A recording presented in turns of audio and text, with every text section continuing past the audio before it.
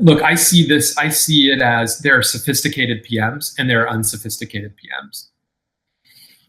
And what I want over the next 5 to 10 years is that we have that shift to more sophisticated PMs. And what does that mean? It means that there are better tools that align better with the craft of product management, so that we can help more product managers, not only us, but just that the trend is that people know. Like I look at it like this, to kind of back up a minute. Back in the day, before marketing automation, people knew some things to measure, but not everything. And they didn't necessarily know what questions to ask. They knew some questions, but not all of them.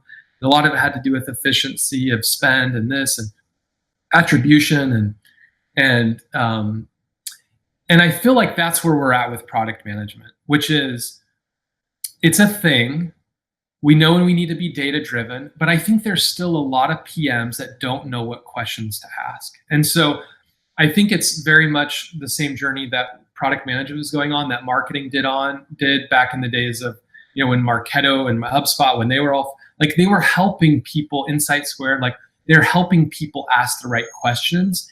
And then it became a thing where it was at scale, and everybody knows you need to measure these things. And I think what I would love to see in the next 5 or 10 years is that every board slide has 2 or 3 slides in it with metrics that they're used to seeing, and that board members or other executives know what to ask about.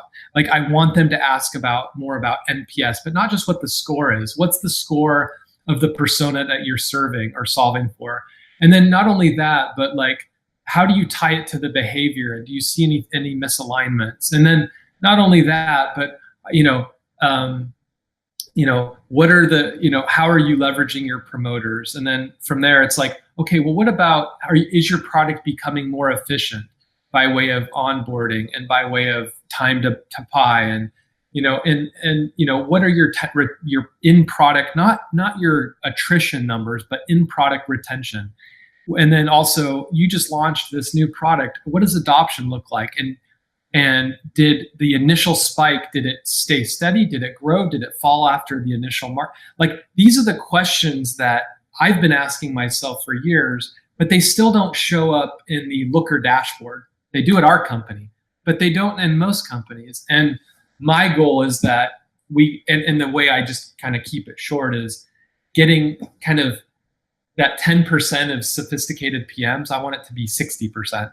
And it shows up in a lot of different ways, but again, it's so critical as again, everything becomes digital, and these are the people in the company, going back to the other part of, that have the responsibility to make resource allocation, prioritization decisions, to know what we should do and when and why and all that.